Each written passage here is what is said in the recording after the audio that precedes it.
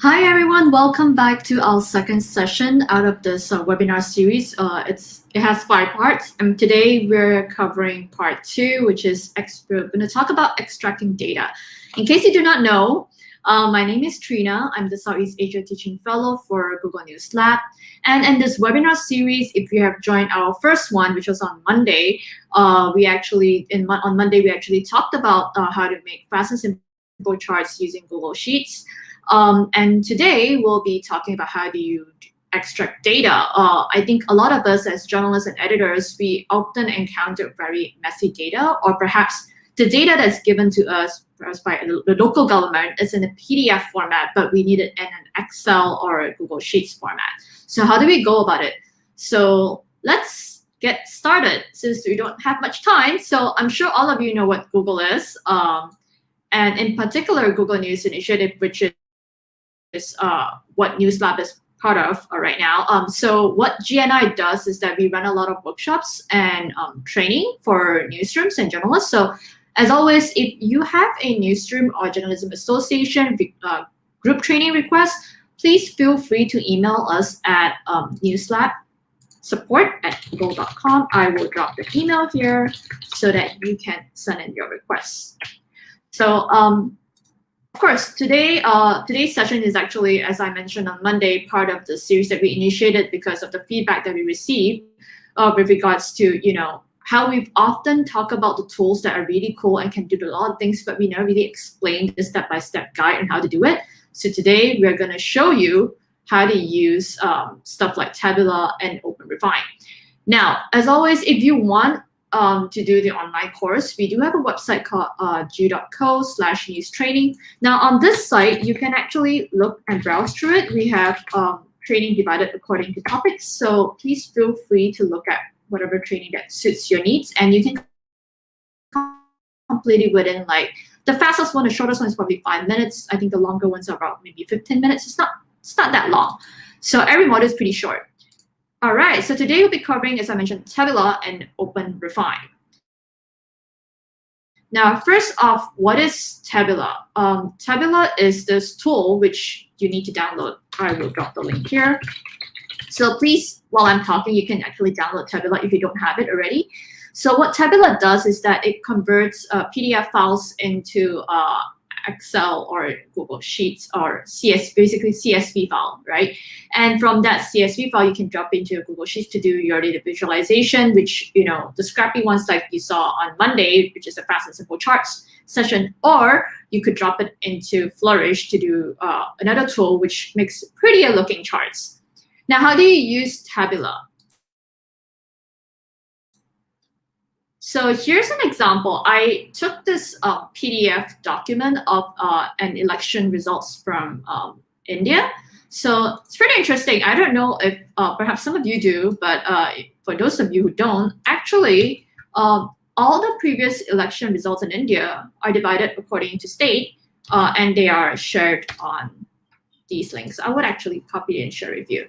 So, so basically what happens is that, before 2020, last year they were nicer, like you started to get Excel file, right? But before that, the 2015 and the previous elections were all in PDF format. So how do you then divide? Just say you need to do a chart to show the election results.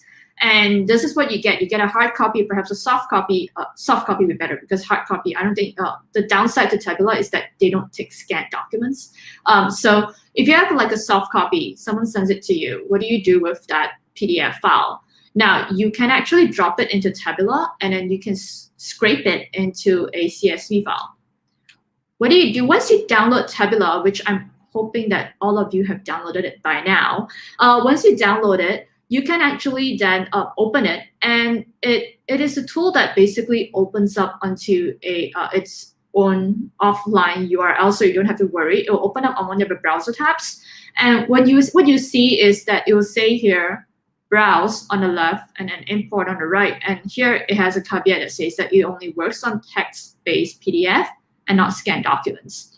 So now that you've downloaded, say, the election document, the election results document into your laptop, you would then browse, upload it, and then import it, right?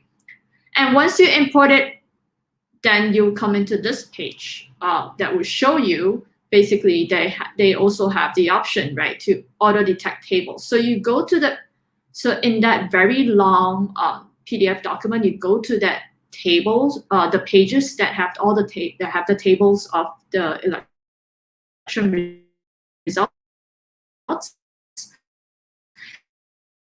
and then you can preview first and then export extracted data.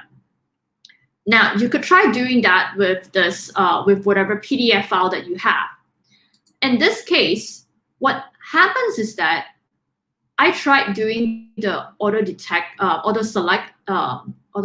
tables, and what I got was basically a distortion, right?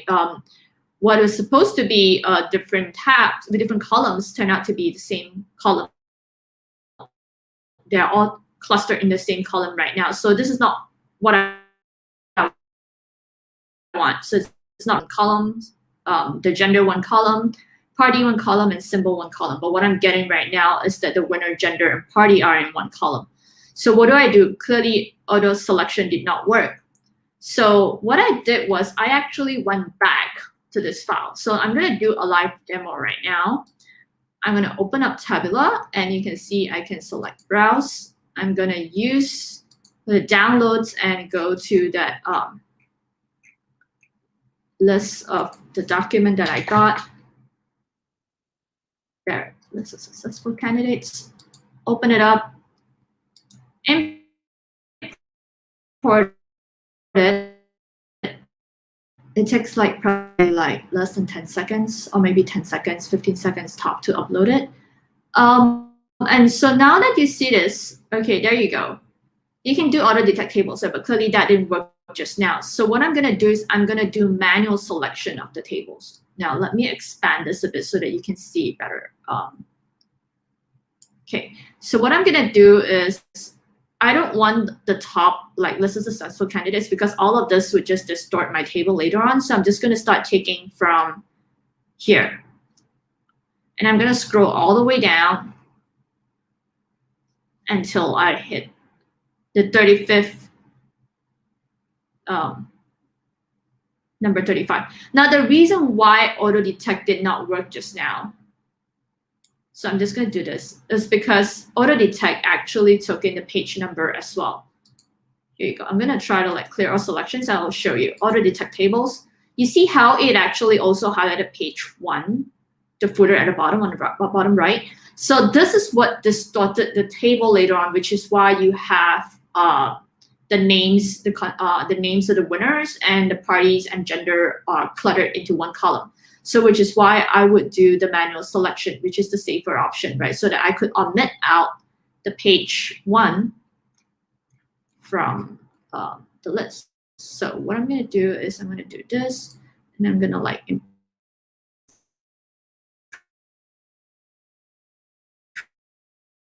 improve on it text. Make sure that I just cut it just nice so that I have the entire word in there.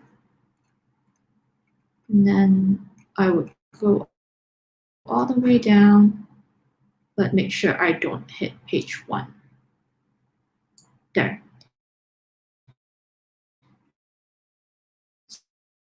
So the text in the box. And then I would do this for all the pages, right? All of these pages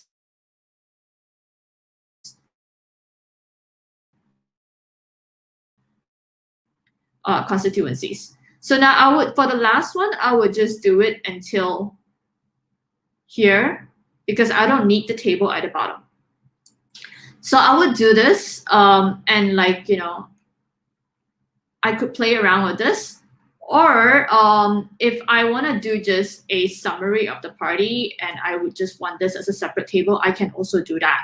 Okay, so you could highlight whatever that you need, but you should try to separate it all. Okay, so I took this out. So once you've done this, remove this. Hang on.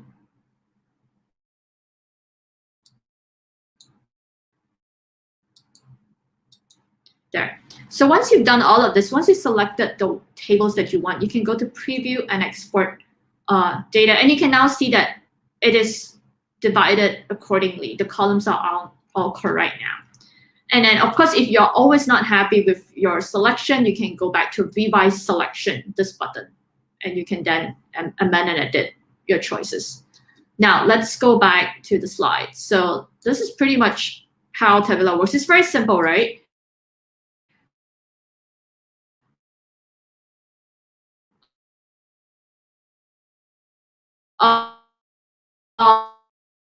You can then just export it. Now, okay, so then the CSV file can then be used for visualization either on Google Sheets or Flourish or any other visualization tools that your newsroom is using. Pretty simple. So here's another example that I wanted to show with regards to Tableau that not all extraction works, because what if your table comes in this shape, right? If the table is in this format on a PDF, well, when you try to use Tableau to extract it, you're going to encounter some problems, right? Basically, what's going to happen is that you're going to see the results like this, right? In the preview, basically your contested and won are in one column. Votes and percentage of votes are also in one column. When I will show you the before, what it's supposed to be is that this has, under the seats category, it has 3 different columns, and under the share invalid votes, you have 2 columns. So we're not getting the answer, the results that we want. So what can we do with this? Obviously, we can't revise selection because it's not going to help much anyways. No matter how you revise the selection, you're still going to come up with something like this due to the lines on here, the lines here and here. So it's kind of confusing for the machine to like figure out what exactly that you want. So what we can do is that we can just export the file anyways, like this in CSV format, and then we clean it up in Sheets, right? Okay, once we extract it out and we do it in this, we have it in CSV format, we copy and paste that table into Google Sheets. And then remember how I mentioned on Monday that you can actually split text to columns in Google Sheets? This is where it will be very, very handy to use that function right now. Now, what you can see is that what I did was so it's a GIF that I put it on loop. So what I did was I just insert a column to the right so that I have space for this data to go to after I split it into, split the text into columns. So I only selected the rows, the cells that I wanted to split. I didn't select the whole entire column. This is so that I get a more accurate, precise splitting, right? So that there's not any distortion at all. But if I were to not create a column on the right beforehand, what would happen is that basically the data would just overlap and basically take over the rows where FD is right now, and also where contested is right now. So you need to create the spare row first, spare column first. So basically, this is how it's done. You go to data, you go to split text into columns. Well, let it loop again there. Once you create the extra row, extra column, then you could just select the cells that you want and then go to data, go to split text to columns, and then you could just say that you wanted to split it by space, and it will detect whatever that has a space in between. They'll split that into columns. Simple, right? Now, besides Tabula, do you know that there is also this other tool which is introduced by Microsoft Excel that very easily allows you to take a photo of a table, and it'll auto detect the text and the table, basically the entire table in the photo itself, and convert it into a table for you. I think this is pretty nifty, and it's very helpful, especially if you're on the go, and if you also have, if your company or you personally have the Microsoft Excel app, you can do it while you're on the go. If not, you can also do it with the online version of Microsoft Excel.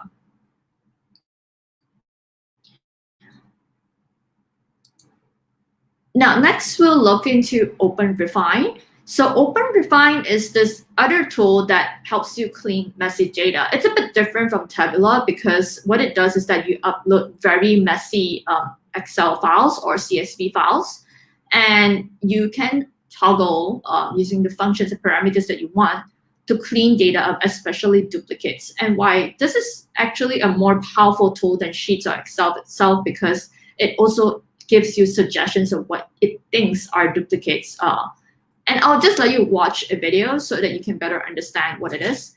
To do that, I would need to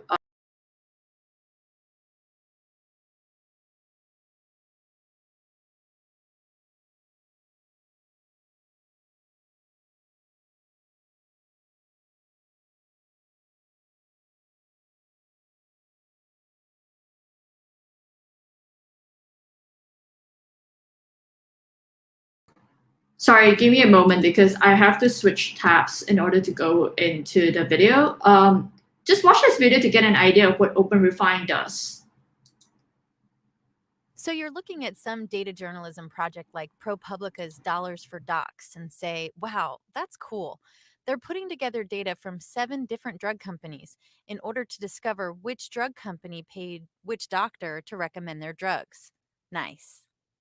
So you decide to dig up some public data yourself to do some data journalism on important social issues. Like, let's say you go to that government's IT dashboard and get data a sheet program and check out the type of contract column. Firm fixed price. What could that possibly mean? But whatever it means, FFP probably means the same thing. Time and materials, TNM. Wouldn't those be the same as well? And should there be an S here or not? You would quickly discover that public, free, open data can be inconsistent and messy. Think of it as raw materials that you have to refine before it's useful. And that's where Google Refine comes in. It's a free power tool for working with messy data. So let's load that same data into Google Refine and look at the type of contract column again. One core feature of Refine is the text facet. When created from a column, the text facet groups together identical cells into that column across rows and shows you the number of rows in each group. For example, 512 rows contain FFP in their type of contract cells. Clicking on FFP inside the text facet filters the data table on the right to show only those 512 rows out of 5,200 rows in total. Now there are 2 other groups that look like FFP as well. Clicking Edit on the first one shows us that it has a trailing space. Removing that space would merge it into the first group and increase the count to 513. By condensing all 5,200 rows into 800 something groups, Refine makes it easier to locate these inconsistencies. In fact, if we suspect that there are trailing white space in other groups as well, we could apply a trimming transformation on the whole column to fix that whole family of problem in one shot. And now we're down to 785 groups. We could even rename FFP to Firm Fixed Price. That performed a find and replace operation on 513 cells. And we can also change T&M to time and materials, and so forth. You can sort the groups in the facet by count to find the biggest groups. Firm fixed price is the biggest group, consisting of 800 something rows.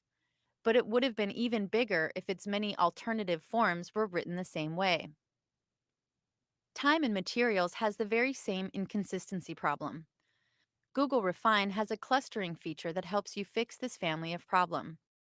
Essentially, the clustering feature tries to group the groups based on some heuristics. And you can pick different heuristics to adjust how aggressive the feature works. Select any group of groups that you want to merge and set the desired new cell value. When these groups get merged, every cell belonging to each of these groups will be replaced with this new cell value. We could select all groups of groups to be merged and click Merge Selected and close. That changed several hundreds of cells in a few clicks. By grouping the cells and then grouping the groups, Google Refine shows you a big picture of the data and surfaces its inconsistencies, and lets you fix those inconsistencies.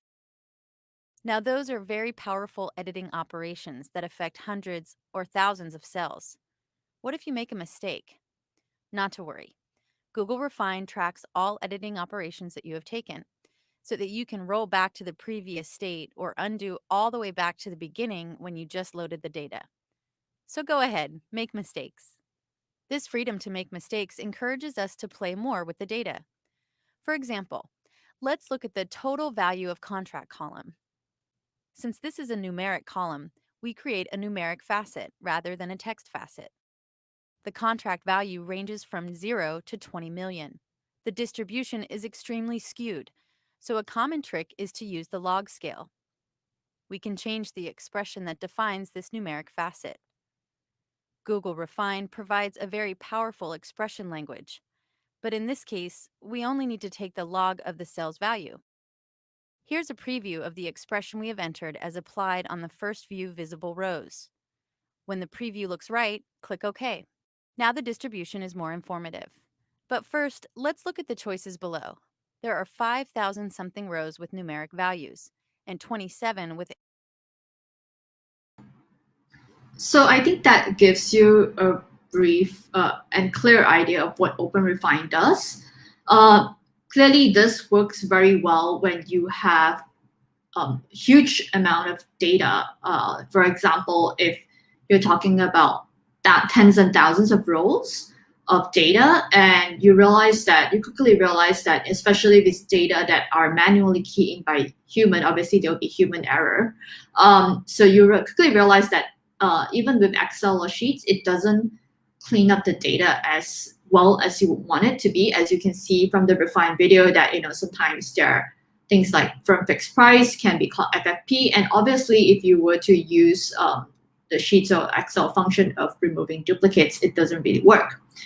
Now we'll run through a very simple, basic step-by-step on like how to use OpenRefine.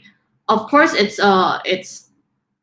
not as detailed in depth, but it should cover, if you're a beginner, it should cover the basic steps that you need to know on how to use OpenRefine. Now, first off, we'll obviously need to download OpenRefine, and once you download it, it works just like Tabula. It basically opens up on your browser tab, but it's an offline browser tab. So then what you need to do is that you need to upload your file. So for example, what I managed to find was this data from on GitHub, which I thought it was a very good resource for getting data as well. So there's this US elections donors data that was on GitHub, and I managed to find that. And obviously with election donors data, a lot of it is manual key in. Whenever someone donates something, they just key it in. And so if you make repeated donations, then your name might come up in different spellings if there are errors. So then, OpenRefine is very useful to clean that up. So what I do is that I basically choose the file, I go click next, and then what I will get is that I'll see a bunch of stuff at the bottom here. Now, if you may or may not see this option for the first CSV file that I uploaded, I got this option. The second CSV file that I uploaded didn't have this option, which is parse cell text into numbers, dates. So if you have this option available to you, make sure that it's checked. And then you go into create project. And then you come into basically this view right now. So then what you would see is that you have names of donors, their profession, their employer's name, all this information. Now, for the sake of clarity, because they have 2 rows for names, I remove one of the rows, which is I remove the name clean. So I remove this. I moved this column, not row, column. So I just click on this. I go to edit column. I remove this column so that I don't have 2 name columns. Now, so then I will end up with just this, which I would then later on clean up. So I have 17,000 rows right now. Now, what do I do after that, right? So I select facet. under the little arrow next to name, I select facet, I go to text facet, and then I click on that. You can also make sure that you have 50 rows displayed instead of, by the default, I think it's 10 rows displayed. So you could actually expand it to have 50 rows displayed. So once I go into facet and I click text facet, what I'll see is that there will be a pop-up here on the side that will show me all the names that are here. And already I can see that there are repetitions, right? So like obviously caps, non-caps, or perhaps, white space, extra white space in the middle or the end, or perhaps different kind of spelling. Different kind of spelling and naming. So all of this I can actually clean it up, right? Because they're all probably the same from the same people. So what I would do is I will go again to the little arrow next to name, and I'll click edit cells, and then I'll go to common transform, and I'll click on trim leading and trailing white spaces. So this is how we kind of clear inconsistent data. So we know that like this is the first step of it, but obviously it does some cleaning, but not all, right? Because you still have some repetitions after that. So what do we need to do? We have the next thing that we will need to synchronize is after we got rid of the trailing white spaces, is that we go back to edit cells again. We go to common transforms again. We try to synchronize the title case, right? Because we have caps, non-caps. So we try to then we select to title cases, right? So that we have everything in the same title case. Then now, okay, we have had our choices reduced from basically 10,548 to 10,148. Still, we can see that there are still duplicates there. So what do we do next? We go back to name, go to edit cells, and then we click on cluster and edit, right? Now, then what happens is that with cluster and edit is that, it basically, OpenRefine goes through the whole, uses its algorithm to recognize values that might be variations of the same thing. So it allows you to then later on group or merge them together under one consistent naming of your choosing. So once we do this, we're gonna get this pop-up. When we get this pop-up, it's basically making suggestions to us, right? Like what it thinks are actually the same people or the same subject. So in this case, you would see that you have Ward and Smith PA pack. Say 5, 6, 7, 8, 9, 10 rows that they think that could actually mean like one company or one person. So then they'll give you all those recommendations. Now you can actually edit this box to synchronize it into one name that you think makes sense to you, and you make sure that whatever subsequent rows that you see with the same name will be named in this manner as well. You would rename it in the same way as well. So you try to adjust all of this manually, and then after that you could, if you want to just merge selected and recluster, then you can also do that. Basically, once you're done with all of this, you would just click merge, right? And then you just merge selected and recluster, and then it'll clean up the data for you. So for example, I have multiple repetitions, right, of this NC Home Builder Association pack. Now, I have had 2 different instances that it popped up as separate categories because it thought that this was, OpenRefine detects it, it's pretty smart, but it's not entirely 100% foolproof, right? So you still have to go through and you see that basically the machine thought that this 2 were separate individuals or categories. So what you need to do is that you still need to you need to rename it according to the naming that you want to synchronize it so that this would become one. Now, then you got to repeat this process. It's a bit tedious if you have a lot of data, but you have to repeat this process because you started off with the least conservative, the most conservative algorithm, and then you start to move on to the least conservative. So basically you started off with, say, let me go back here, started off with method that's called key collision. keying function is fingerprint. Now, then you need to then slowly move downwards. When you select keying function, you will see the options. So the next option that you will see is, well, I don't know how to pronounce this, RAM fingerprint. So then you need to go select ahead and select this, and then you see more a different scenario that will pop up for you. And basically, you need to go through the entire process of cleaning up the data and making sure the naming are synchronized and correct. Now, so and of course, if you doubt that like you're doing the right thing, you can always feel free to exit this box, close it out, and then review the data that you have in your text facet window, which is the one on the top left, and to just get a sense of what other data, what other names are you missing that you have not cleaned up yet. Now, so once you've done from fingerprint, you go to RAM fingerprint, then what else is that? There's metaphone, right? So these are the steps that you need to go from the most conservative to the least conservative options. So if you follow these steps from choosing key collision, going by fingerprint key collision, then going by RAM fingerprint, then key collision metaphone tree, and then going key collision again, colon phonetic, and then going to then you select key collision, you change it to nearest neighbor, and you change it to distant function.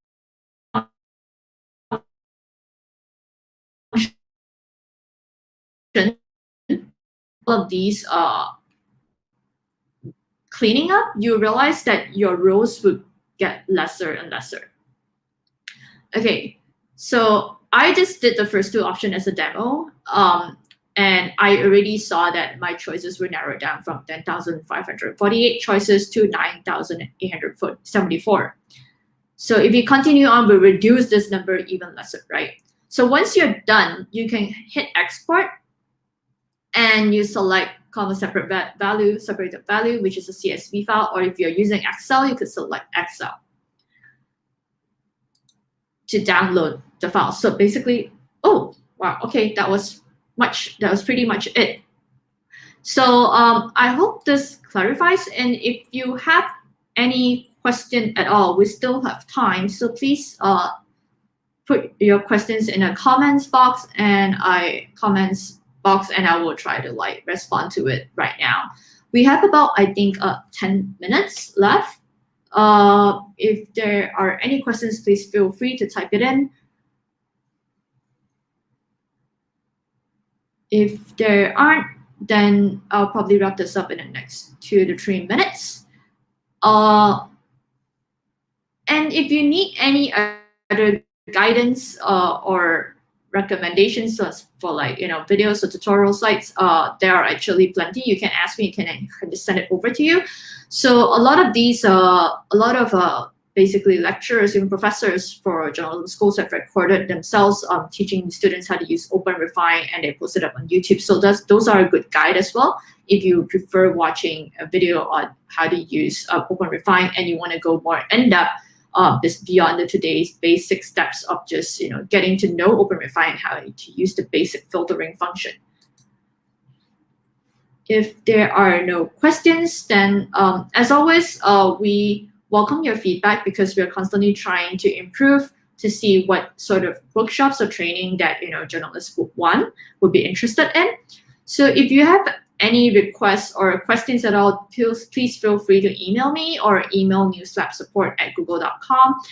And also, lastly, for our next lesson, which is on Friday, that would be on creating your own data visualization. We'll especially focus on Flourish, simply because Flourish is free, and also because it has free newsroom access. But we'll also tell you what are the other options if you don't want to use Flourish. Right. If there are no questions, we'll end the session right here. Thank you so much for your time, and we'll see you again on Friday. Take care.